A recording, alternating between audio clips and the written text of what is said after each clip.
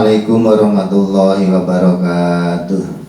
Bismillahirrahmanirrahim. Alhamdulillahirabbil alamin wassalatu wassalamu ala asyrofil anbiya'i wal mursalin wa ala alihi washabihi ajmain.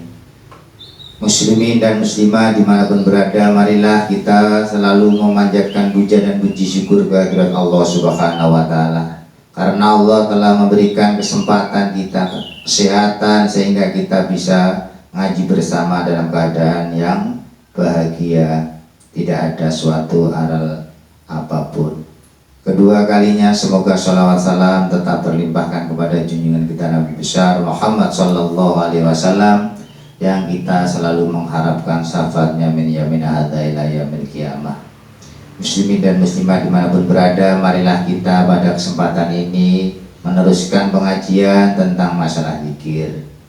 Jadi kita tidak diperbolehkan untuk melupakan atau berzikir kepada Allah Subhanahu wa Ta'ala, karena orang yang melupakan Allah artinya orang itu mengkufuri Allah. Man nasiyallah faqad kafara bihi.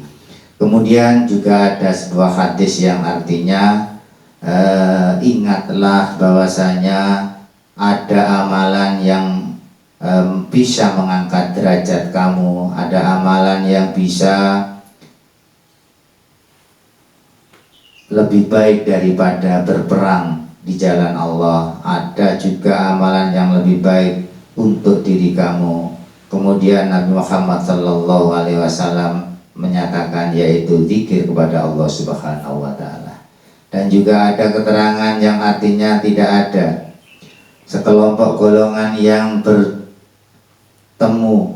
kemudian sampai dia pulang tidak berzikir kepada Allah di dalam pertemuan tersebut, kecuali dia bagaikan orang yang pisah dari bangkai himar, dan besok insya Allah orang tersebut akan menyesal pada hari kiamat. Itulah pentingnya zikir, bahwasanya kita diperintahkan untuk memperbanyak zikir. Meskipun kita dikatakan orang yang majnun, udzkuru aksiru dzikrullah, aksiru dzikrallahi ta'ala hatta yaqulu majnunun, ya.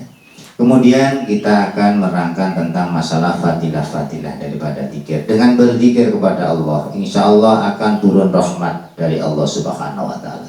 Sebagaimana hadis Tabarani, bahwasanya tidak ada sekelompok kaum yang berzikir kepada Allah Subhanahu wa Ta'ala kecuali pasti di situ akan dipenuhi oleh para malaikat, akan dipenuhi oleh rahmat Allah, dan insya Allah akan disebutkan di golongan orang-orang yang ada di sisinya.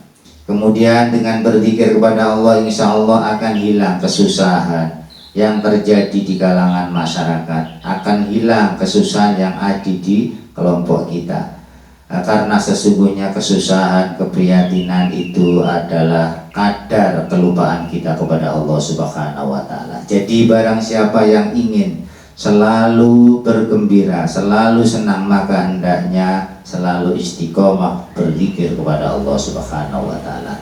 Jadi seseorang tidak boleh menyalahkan orang lain, harus menyalahkan kepada diri sendiri, karena memang suatu kesusahan, keprihatinan yang terjadi pada dirinya, yaitu balasan daripada kelupaannya kepada Allah Subhanahu wa Ta'ala.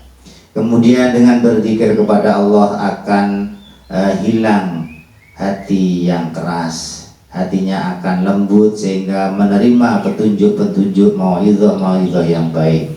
Dengan berzikir kepada Allah, insya Allah penyakit-penyakit batin juga akan hilang.